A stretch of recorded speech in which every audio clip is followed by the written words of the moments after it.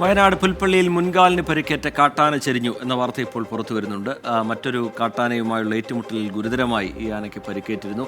വനമേഖലയിലെ check ഡാമിന് സമീപമാണ് ആനയുടെ ജഡം കണ്ടെത്തിയിരിക്കുന്നത്. സുർജിത്ത് അയ്യപ്പത്ത് വിവരങ്ങളുമായി ചേരുന്നുണ്ട് വയനാട്ടിൽ നിന്ന്. സുർജിത്ത്, ഗുരുതരമായി പരിക്കേറ്റിരുന്നു. എന്താണ് വനംവകുപ്പ് ഇതുമായി ബന്ധപ്പെട്ട് അറിയിക്കുന്നത് സുർജിത്ത്? ശ്രീജിത്ത്, വനംവകുപ്പിന് ഔദ്യോഗികമായ വാർത്താക്കുറിപ്പ് പുറത്ത് വന്നിട്ടുണ്ട്. ഈ കതവാക്കുന്ന് മേഖലയിൽ ഏതാനും നാളുകളായി ഈ കാട്ടാനയുടെ സാന്നിധ്യമുണ്ട്. കൃത്യമായി പറഞ്ഞാൽ ഈ കാട്ടാനയെ കണ്ടത് കഴിഞ്ഞ 21-ാം തീയതി മുതലാണ്. വനമേഖലയിലാണ് ഈ ആനയെ കണ്ടത്. ആനയുടെ മുൻകാലിന്, അതായത് മുൻകാലിന്റെ ഇടത് കാലിനാണ് പരിക്ക് ഏറ്റിരുന്നത്. അത് ഗുരുതര പരിക്കാണ്. മാത്രമല്ല ശരീരമാസകലം പരിക്കുണ്ടായിരുന്നു.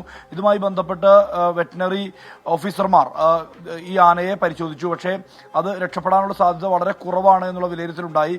ഏത് ചികിത്സ നൽകിയാലും അത് ഒരുപക്ഷെ മയക്കുവെടി വെച്ച് പോലും പിടികൂടി ചികിത്സ നൽകുക എന്നുള്ളത് ഒട്ടും പ്രായോഗികമല്ല എന്നുള്ള തരത്തിലുള്ള തീർച്ചപ്പെടുത്തൽ വനംവകുപ്പിന്റെ ഭാഗത്തുണ്ടായിരുന്നു. കാരണം അതിന് കൃത്യമായ രീതിയിൽ തന്നെ മോണിറ്റർ ചെയ്തതാണ്.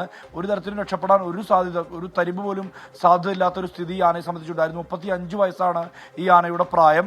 അതുകൊണ്ട് തന്നെ ചികിത്സ ഒരു തരത്തിലും ഫലിക്കില്ല എന്നുള്ളതാണ്. അതുകൊണ്ട് തന്നെ ഈ കാട്ടാനെ നിരീക്ഷിച്ചു വരികയായിരുന്നു. ഇതിനുശേഷം ഈ കാട്ടാനെ എത്തിയത് ഒരു ചെക്ക് ഡാമിന്റെ പരിസരത്താണ്. ഈ കതവാക്കുന്നിൽ തന്നെ വനമേഖലയിൽ ചെക്ക് ഡാം ഉണ്ട്. ആ ചെക്ക് ഡാമിന്റെ പരിസരത്തായിരുന്നു കാട്ടാന ഏതാനും ദിവസങ്ങളായി ഉണ്ടായിരുന്നത്. ഇതിനുശേഷം വനംവകുപ്പ് നിരീക്ഷണം തുടരുകയായിരുന്നു. ഇതിനിടയിലാണ് ഇന്ന് അല്പസമയം മുമ്പ് കാട്ടാന ചെരിഞ്ഞു എന്നുള്ള വിവരം നാട്ടുകാർ നമ്മളെ അറിയിക്കുന്നത്. എന്തായാലും വനംവകുപ്പിന്റെ ഔദ്യോഗിക വാർത്താക്കുറിപ്പിലും ഇക്കാര്യം സ്ഥിരീകരിക്കുന്നുണ്ട്. ഇവിടേക്ക് മുതിർന്ന വനംവകുപ്പ് ഉദ്യോഗസ്ഥർ എത്തുന്നുണ്ട്.